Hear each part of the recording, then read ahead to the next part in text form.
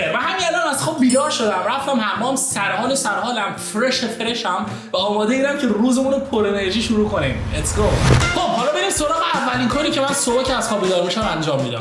اولین کاری که من صبح که از خواب بیدار میشم انجام میدم چیه؟ علاوه بر دستشویی رفتن، من اینجا یه دونه نوشیدنی دارم به اسم دی درینک و بچه‌ها این نوشیدنی خیلی خوبه. برای پاکسازی کبد و کلیه عالیه و من الان یه دوره 14 روزه برداشتم و هر روز صبح بعد از اینکه از خواب بیدار میشم این نوشیدنی رو میخورم، بعد 15 دقیقه به بدنم استراحت میدم. 15 دقیقه بعدش میریم سراغ نوشیدنی دوم ما که پاور کوکتیل و اینم تمام ویتامینای مورد نیاز بدنمو در روز به من میده. Old days I used to think I'm the problem, that I was way too sensitive, reacting way too much, until I realized we were different types, carrying a different. به بچه‌ها تخم مرغای ما آماده است. نگاه کنید. اینم از صبحونه ما. صبحونه کاملا خاکی. من در روز فقط 4 تا تخم، یعنی من در روز فقط 5 تا تخم مرغ میخورم. همین کل صبحونه من اینه. البته دلیل این کار من اینه که بچه‌ها من یه رژیمی گرفتم به اسم رژیم کتو، یعنی اینکه من در روز به هیچ عنوان شکر نباید بخورم، به هیچ عنوان، چه شکر مصنوعی، چه شکر تو غذا، چه شکر طبیعی، و به جای اون چربی هر شاد که خواستم میتونم بخورم. و اگه این رژیم رو یه مدت طولانی ادامه بدید بدنتون عادت میکنه به جای اینکه بیاد قند و شکر بسوزونه که انرژی تولید کنه، میاد چربی میسوزونه و اینجوری نتیجه خیلی خوبی میگیرید. ولی رژیم تقریبا سختی هم هست. مثلا من نون، ماکارونی، برنج، موز، سیب، اینجور چیزا رو اصلا نمیخورم و مثلا ویتامینایی که توی میوه هستن توی مکملایی بود که خوردم دیگه. مثلا هیچ میوه دیگه نمیخورم به جز آووکادو.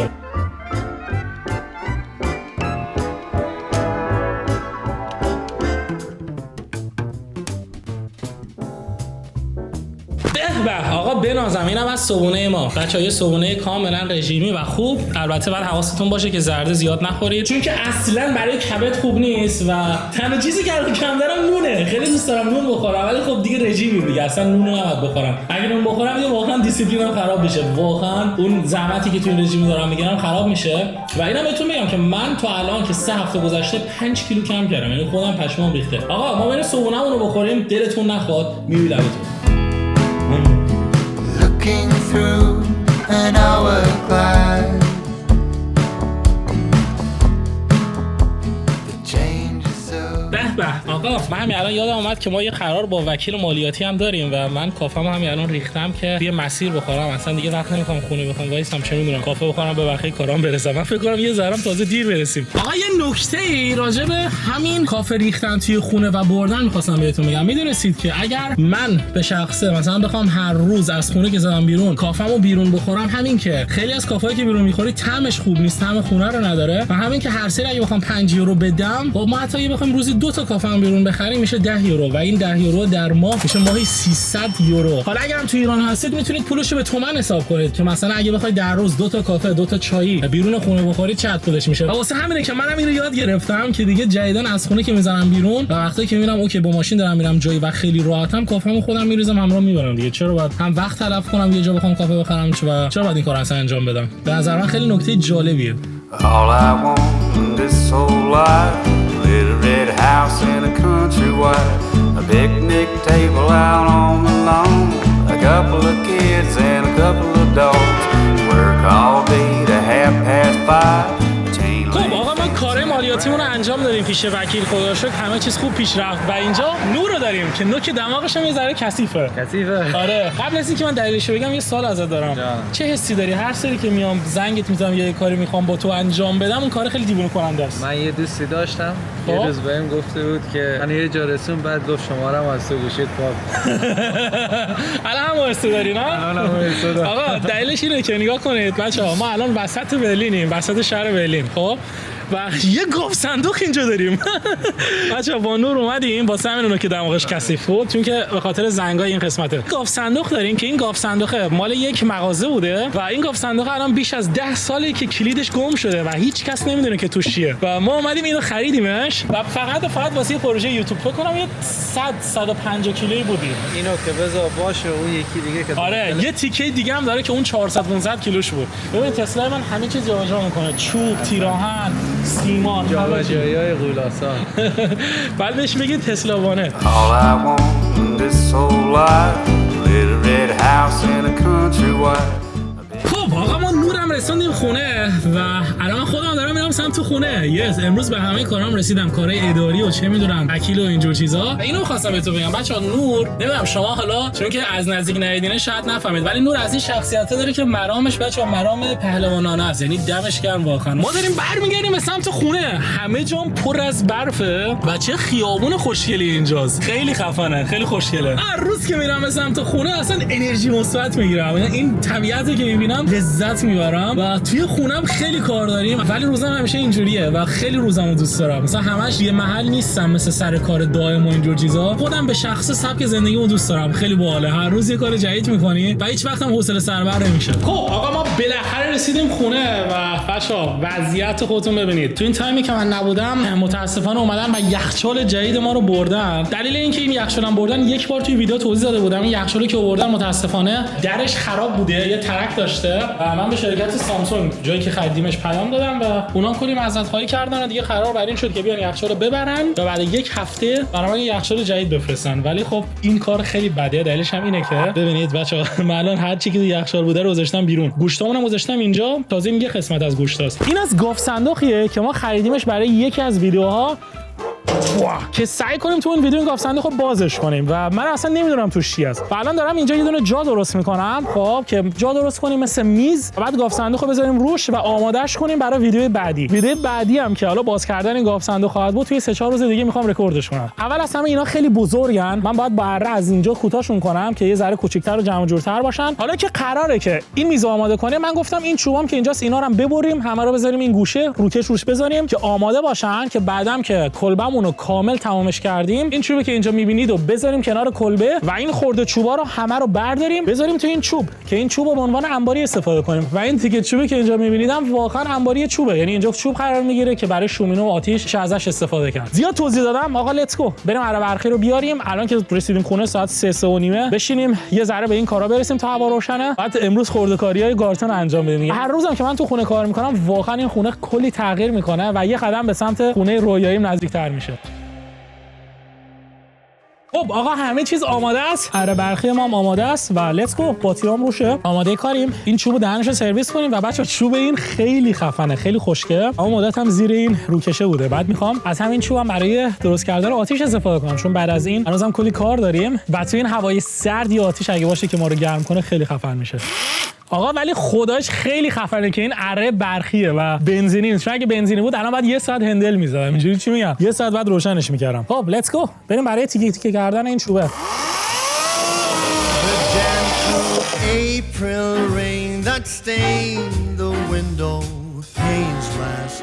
این از اولین تیکه میز ما. بریم سراغ دومین تیکه.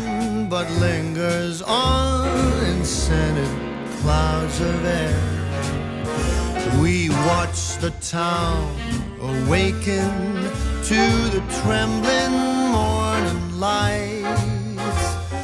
You're so near. و تمام اینم از میزمون. بچه آماده شد برای ویدیو بعدی، ولی خب ویدیوش الان نمیگیریم، میذاریم برای چند روز دیگه. ولی این آمادگی از قبل خیلی راحت میکنه کارو و چند روز دیگه که اومدم ویدیو اینو بگیرم راحت میام اینجا با ابزار پر انرژی مستقیم ویدیو رو شروع میکنم. بچه‌ها این کارو انجام دادیم، بریم سراغ کار دوم. حالا که اره برقی ما اینجاست بچه‌ها، اول از همه ما این چوبا رو بزنیم تیکه تیکه کنیم، کوچیکشون کنیم، این گوشه انبارش کنیم، کلا این قسمت یکم جمع جور بشه و از وقتمون به بهترین حالت ممکن استفاده کنیم. When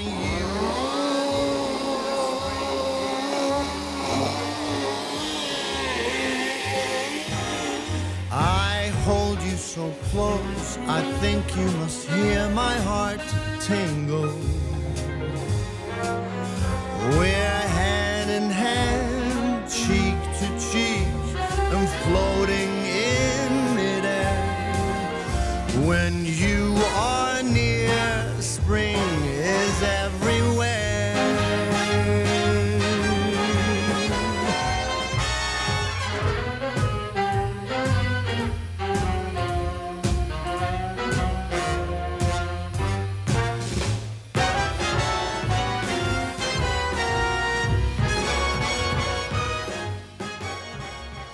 تمام. یس آقا خودتون قبل و بعد رو ببینید، واقعا عالی شد بچا، واقعا عالی شد. هم تونستیم یه میز خوشگل درست کنیم برای ویدیوی بعدیمون، همین که کلا تمام چوبایی که اینجا بودن رو خورد کردیم گذاشتیم اون گوشه، یه روکش هم روش گذاشتیم اگه بارون چیزی زد خیس نشن و اینجا رو من حتی تمیز کردم با جارو هم با دستگاه باد، یعنی دقیقاً با این دستگاه. واه عالی بچا. وقتی که من اینقدر پیشرفت میبینم هر روز، اصلا نمیدونم یه دوپامین خیلی خفنی تو بدنم پخش میشه، یه انرژی خیلی خاصی میگیرم و عاشق این حسم. خب بچا حالا که این چوبام ریز ریز کردیم و هنوز هوا تاریک نشده، من الان دقیقاً میخوام یه آتیش درست کنم. یس یه آتیش کوچولو درست کنیم و بعد از آتیش این اره رو میخوام بردارم و اون درخت رو بزنم. یس این درخت خیلی سمه و خیلی درخت چرتی. آقا خودتون ببینید، روزی که صاحبخونه درخت رو کاشته بود میگفتش که فقط حتی همین گوشه بوده، ولی الان ببینید حتی اینجا رشد کرده، چه میدونم حتی اینجا هم رشد کرده و قشنگ داره میره توی زیر ساختمون و کلی هم موش حتی زیر این درخت جمع میشن و اصلا درخت خوبی نیست. البته درخت هم نیست، بوته است، چیه نمیدونم. بریم از ریشه بزنیمش، البته بعد از اینکه آتیشمون روشن کردیم.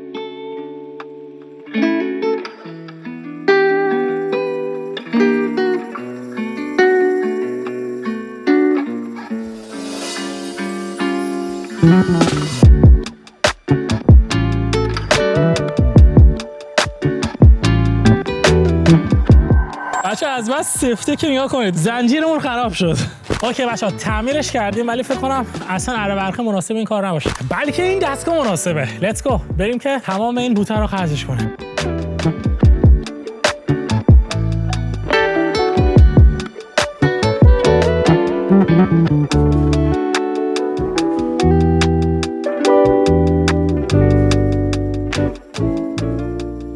ما بالاخره با بریدن درخت تموم شدیم. از به 1 ساعت و نیم وقتمو گرفت، خیلی سخت بود. دیگه هیچ درختی اینجا وجود نداره، اصلا اینجا صاف شد. فقط یه ذره از ریشه‌هاش مونده که اینا بعداً باید از ریشه در بیاریم، که دیگه اصلا رشد نکنه. الان اومدم پای آتیش نشستم، ساعت تقریبا 6:30 ولی من هنوز کامل تمام نشد. الان باید یه پلاستیک آشغال بردارم و این بوتایی که دقیقاً اون جلو هستن بذارید بهتون نشون بدم، بنازم توی پلاستیک آشغالی و بذارم پشت ماشین که بعد بریم بنازیمشون دور. شبیه این بوته و خارایی هستن که کنار دریا رشد میکنن، دقیقاً همونجوری شده، ولی اینا بریدنشون خیلی سخته و واقعاً بعداً باید بیام از ریشه درشون بیاریم. ولی خب اینجا به نظرم خیلی باحال شد. تابستونم که این دیوار رو رنگ کنیم و تمیزش بکنیم، این خونه هم که رنگ بزنیم، رنگی هم که انتخاب کردم رنگ سفیده، بعد اینجا خیلی خوشگل میشه. خب آقا ما این ذره استراحت کنیم و بعدش دیگه بریم داخل خونه کارهای دیگه‌مون برسیم. لیتس گو.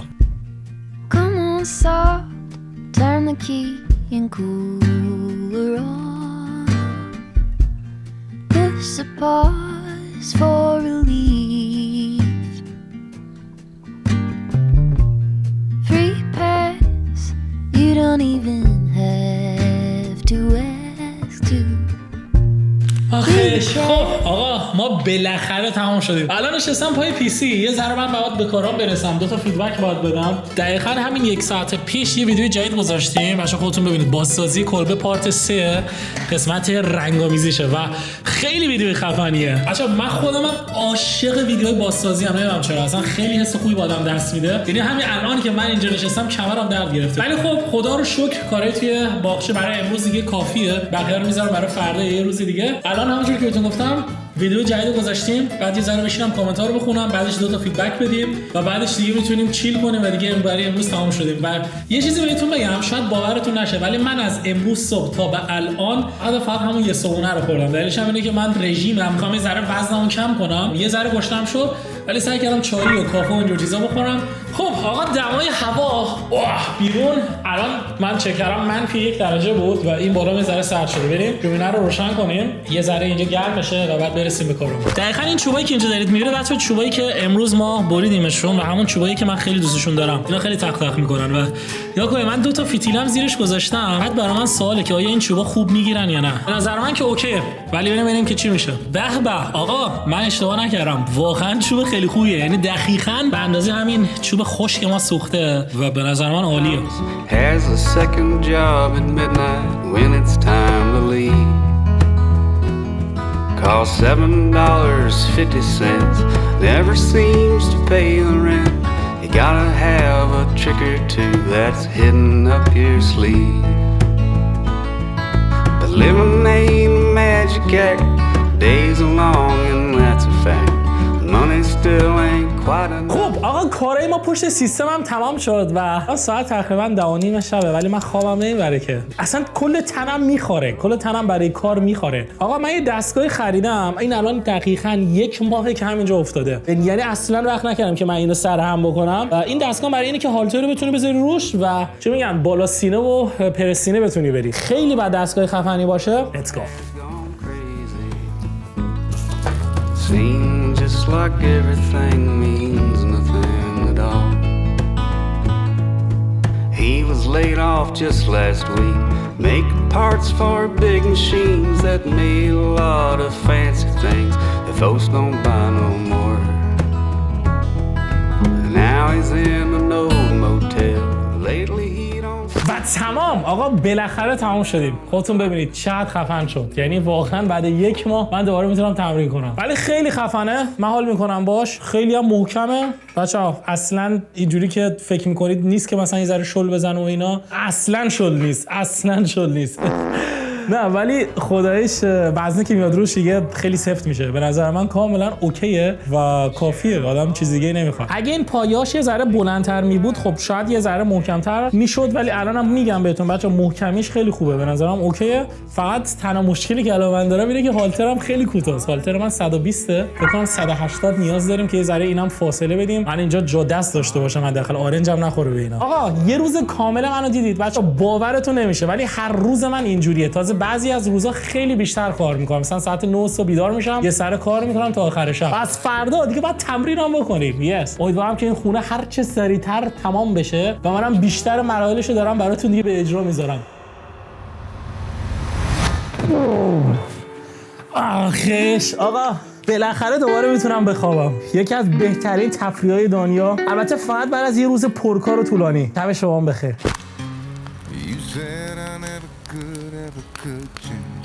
I thought I never could change. They said I never could change. Damn right, I never would.